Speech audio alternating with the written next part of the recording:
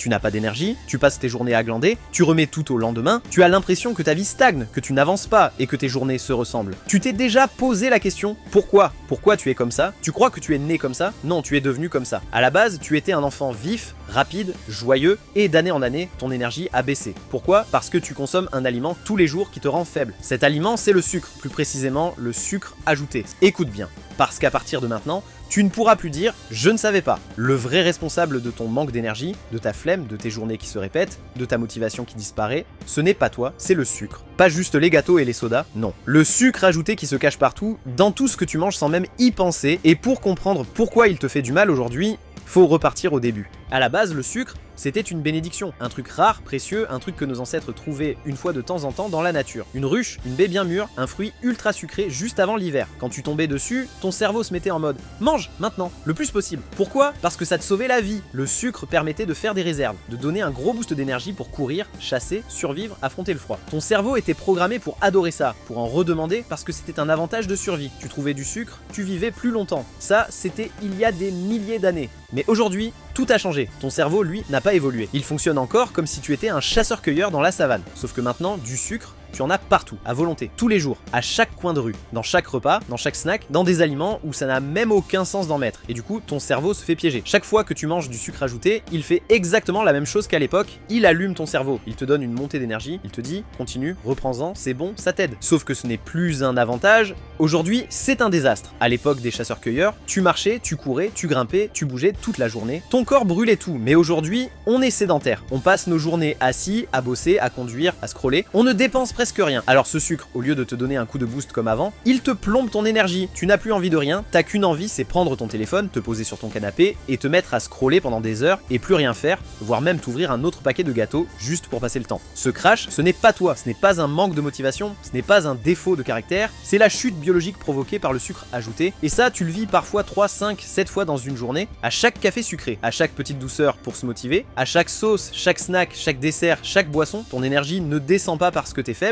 elle descend parce que tu passes ta journée dans un cycle survie, crash, un cycle qui date de la préhistoire, mais que les industriels utilisent contre toi aujourd'hui. Ils savent que ton cerveau adore le sucre, ils savent que ça te fait revenir, ils savent que plus t'en manges, plus t'en veux. Résultat, tu n'utilises plus le sucre pour survivre. C'est le sucre qui te survit et toi, tu t'éteins petit à petit. Et c'est là que la prise de conscience commence. Le sucre n'est plus un allié, c'est devenu ton saboteur quotidien. Et tant que tu ne le retires pas, tu resteras bloqué dans cette version de toi qui n'avance pas, qui voit la vie défiler devant toi et toi tu restes spectateur. Laisse-moi t'expliquer un phénomène dont personne ne parle assez, un truc invisible, mais destructeur, la glycation. Quand tu as trop de sucre dans le sang, le glucose s'accroche à tes protéines. Il colle, il abîme, il caramélise. Exactement comme un steak qui brunit dans une poêle. Oui, tu es littéralement en train de cuire à petit feu de l'intérieur. Et les conséquences sont monstrueuses. Tes cellules vieillissent plus vite, certaines se fragilisent, d'autres meurent, ton corps entre dans un stress cellulaire permanent. Dans ton cerveau, c'est pire. La glycation attaque tes neurones. Chez des rats gavés de sucre, on a observé une destruction massive de l'hippocampe, la zone de la mémoire et de l'apprentissage. Résultat,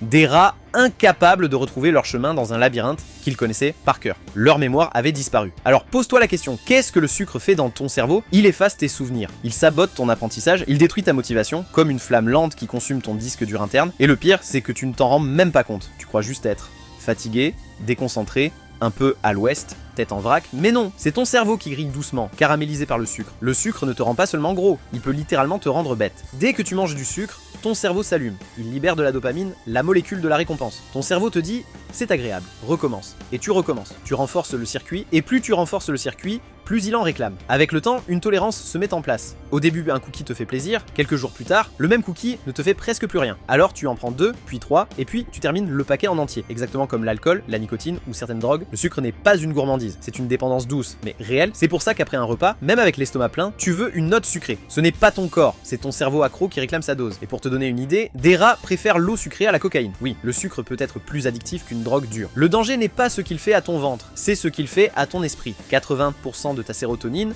l'hormone du bonheur, est fabriquée dans ton intestin. Quand tu manges trop de sucre, tu ne nourris pas ton corps, tu nourris les mauvaises bactéries. Ton microbiote se dérègle, une inflammation silencieuse démarre, elle remonte jusqu'au cerveau, conséquence, sérotonine qui chute, stress amplifié, anxiété, irritabilité, tu dors mal, dépression. Oui, le sucre peut littéralement te plonger dans la dépression. Le sucre n'est pas seulement dans les bonbons, il est partout. Sauce tomate, pain de mie, jambon, plat light, jus 100% fruits, céréales saines. L'industrie te trompe, elle change juste le nom. Dextrose, sirop de glucose, fructose, maltodextrine, nectar d'agave. Toujours la même chose, du sucre. L'OMS recommande 25 à 50 grammes par jour. On en avale 95 grammes en moyenne, presque 4 fois trop. Pas parce qu'on mange des bonbons, mais parce que l'industrie nous sucre à chaque repas. Et ça, tu le vis tous les jours sans même comprendre pourquoi. À chaque fois que tu manges du sucre, il se passe un truc très simple dans ton corps, ta glycémie grimpe, ton pancréas panique, ton insuline arrive en urgence. Ton corps veut absolument faire redescendre le taux de sucre dans ton sang, parce que trop de glucose, c'est dangereux. Sauf qu'à force d'envoyer de l'insuline, encore et encore, tes cellules en ont marre. Elles saturent, elles deviennent résistantes. Elles ferment la porte. Et là, c'est le début de la catastrophe invisible. Le glucose reste dans le sang, il tourne, il traîne, il colle. Ce que ton corps ne peut plus utiliser, il le stocke. En graisse. Et tout ce surplus crée un cercle vicieux. Fatigue permanente, coup de pompe violent, humeur instable, motivation qui chute, cerveau en brouillard, énergie basse. Ce n'est pas dans ta tête, ce n'est pas de la paresse, c'est biologique.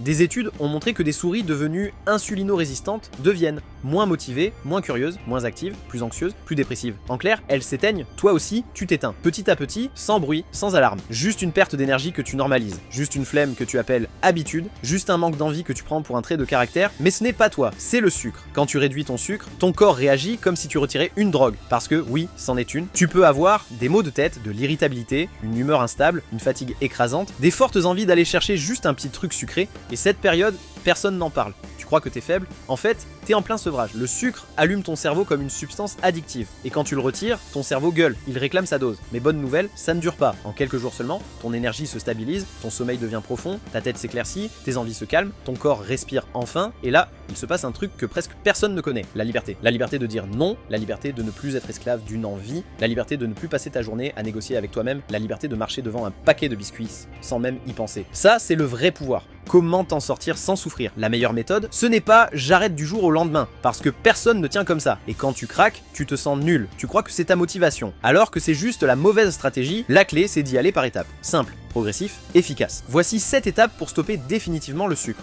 Premièrement, supprime les boissons sucrées, soda, jus, boissons énergisantes. C'est le poison numéro 1, là où tu as le plus de sucre pour zéro satiété. Deuxièmement, change ton petit-déj et ton goûter. Les 2 moments les plus sucrés de la journée, les 2 moments qui détruisent ton énergie. Troisièmement, passe au salé le matin. Des œufs, amandes, quinoa, avocat. Tu te réveilles stable, pas excité. Quatrièmement, deviens détective des étiquettes. Plus la liste est longue, plus c'est rempli de pièges. Regarde, dextrose, sirop de glucose, maltodextrine, c'est toujours du sucre déguisé. Cinquièmement, switch malin sur les féculents. Quinoa, patates douces, légumineuses. Énergie longue, stable, durable. Sixièmement, prépare une boîte antifringale, amandes, noix, fruits secs, chocolat noir. Tu coupes les crises avant qu'elles arrivent. Septièmement, respiration anti-craving. À chaque envie, inspire 5 secondes, expire 5 secondes, fais-le 30 fois. L'envie passe et disparaît. Ton cerveau se calme, ton système nerveux se réinitialise. Et le plus important, la patience. Ce n'est pas un sprint, c'est un marathon. Tu vas craquer, tu vas retomber, tu vas faire une rechute. C'est normal, c'est humain. Ce n'est pas un échec, c'est une étape. Les gens qui réussissent ne sont pas ceux qui ne craquent jamais. Ce sont ceux qui recommencent. Encore et encore. Avec un carnet, avec des notes, avec des prises de conscience, avec des petites victoires accumulées chaque semaine, petit à petit,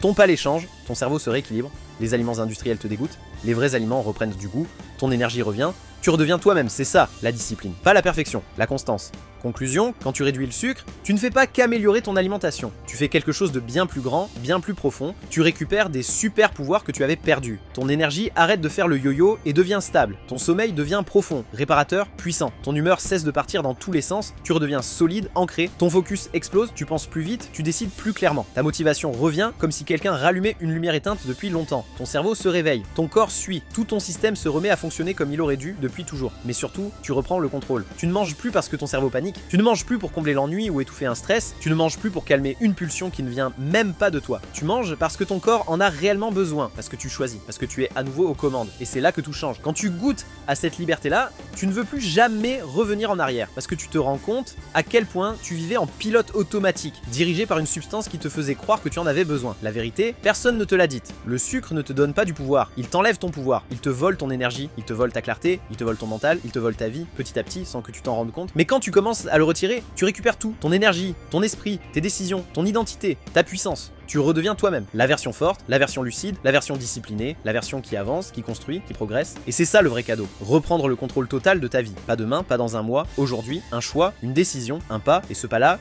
il peut tout changer. Si cette vidéo vous a aidé, mettez un pouce bleu, abonnez-vous pour ne rien manquer et partagez-la à un ami qui doit entendre ce message. Parfois, un simple partage change une vie.